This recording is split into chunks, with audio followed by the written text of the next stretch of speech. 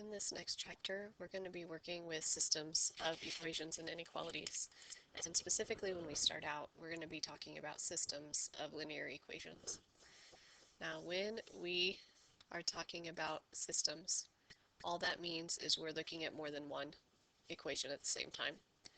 Now, all of our equations initially and in these next few videos are going to be linear equations, which means degree 1.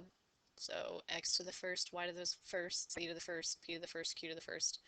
No x squareds or whatever x is. We'll add those guys in later on. Now, when we have a system of linear equations, then we are going to be talking about solutions for those. Okay, sorry about the little glitch right there. But let's look at this system of equations right here. Okay, now remember that if I want to talk about a solution to an equation, okay, if I look at the ordered pair 4, 1, and I plug it into the top equation, 2 times 4 is 8, 8 minus 1 is 7, the ordered pair 4, 1 is a solution to that equation there, to our top equation in that system. Now if I plug in 4 for x and 1 for y, in the bottom equation, that says 4 plus 4 equals -1, which is not a true statement. So while 4, 1 is a solution to this top equation, it's not what we call a solution to the system of equations. To be a solution for the system, it has to satisfy every equation in our system. In this case, both equations. Okay, so maybe I'll make a note of that here. 4, 1, not a solution. Okay, so it's not a solution for the system. What about the ordered pair 3, -1? We can answer this question by plugging in 3 for x in both equations, -1 for y, excuse me, in both equations. And if both equations are true, then, or both statements are true, we would say yes. And if even one of them is false, then we would say no. Now the top equation, if I plug in 3 for x and -1 for y, I get a true statement. In the bottom equation, plugging in 3 for x and -1 for y also gives me a true statement. So I would say yes, the ordered pair 3, -1 is a solution for the system.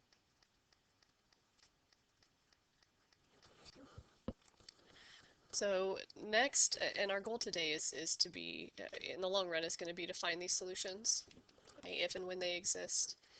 But initially we have to understand what it is we're looking for. And so I want to go ahead and try to visualize, see what I can get done here. Those so I can kind of see what I'm after.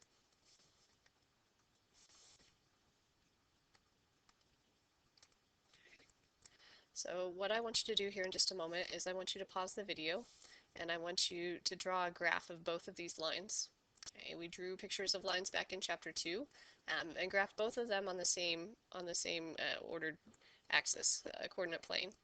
Okay, and so once you've got them both graphed, go ahead and turn the video back on and make sure that we're in the right place. I'll have those pictures drawn when you turn it back on.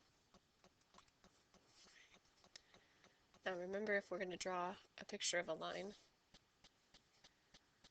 we need to rearrange the equation and solve it for y. Okay, I'm going to pretend that's not purple. If we subtract the 2x from both sides and divide everything over by -1, every piece divided by -1, we get y equals 2x minus 7. Slope-intercept form. If I subtract the x from both sides here and divide everything by 4, I get y equals -1/4 x minus 1/4. So I had a y-intercept of -7 on what I made the blue line here. And it has a slope of 2 up 2 over 1. Okay, for the sake of time today, I'm going to take the time to label all of those points. But again, that's usually best to go ahead and do that. Okay, -1/4 is our y-intercept, and then down 1 to the right 4, down 1 to the right 4. Okay, all day long, or up 1 and back 4. Now, what we're after here is the solution or a solution to this system of equations. We said a solution for the system is any ordered pair that's on both lines that satisfies both equations at the same time. And if I satisfy both equations at the same time, that means it has to make both statements true.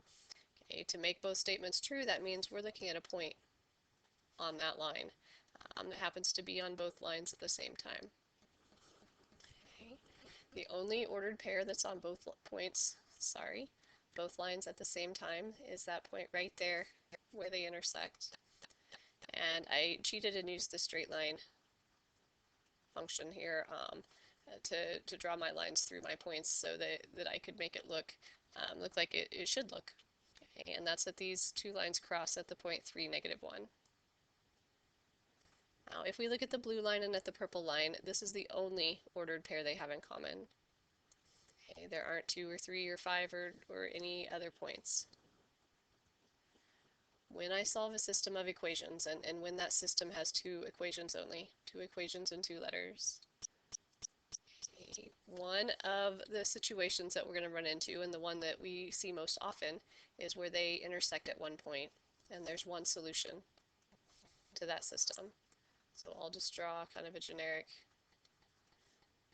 couple of lines right here. Okay, what we like to see, what we hope to find, is that those two lines have one solution. But that's not our only option.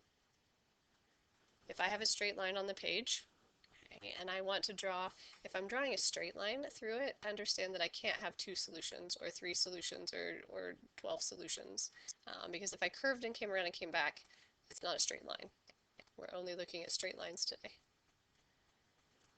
But if I draw 2 straight lines, most of the time they intersect, but they don't have to. And in class, I would be quizzing you for this and asking you for ideas. And hopefully you would come up with the fact that if 2 lines are parallel, then they don't intersect at all. If we have 2 parallel lines in our system, then there's no solution for that system. And the word your book will use is that that system is inconsistent. An inconsistent system means there's no solution, or you're still welcome to write the empty set symbol on your paper. If you'd rather, any of those 3 words or phrases would work in a case like this. Now there is a third possibility, and it's one that's not always as intuitive. If you were with us last semester, then maybe you remember what happens. But again, we just said, well, there's not a way to make a straight line that crosses twice, or 3 times, or 4 times, or 10 times exactly, because any of those situations would mean my other equation's not a straight line. But my third possibility is maybe that I'm given the same line. Now, I can give you 2 equations of lines and they don't look the same. It's not like they say solve 2x plus y equals 5 and 2x plus y equals 5. Okay, the 2 equations might not look the same, but it turns out they have the same slope and the same y-intercept if you start rearranging things. If I lay a line right on top of itself and count how many times they touch, or how many points they have in common, there's an infinite number of points there.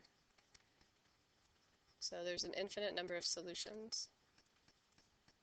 The word we use to describe that in systems is we say it's a dependent system.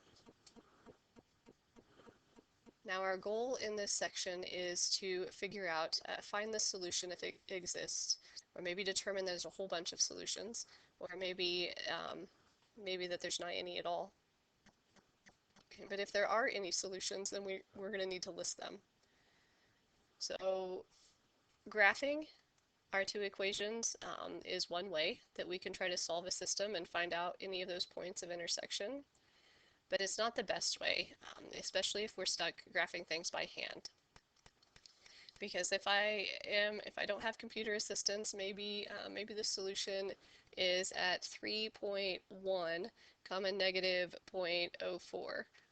Okay, so I could get close, I could kind of visualize if there is or is not a solution, but unless I have a nice integer value solution and rulers and graph paper, I may not be able to find that very easily.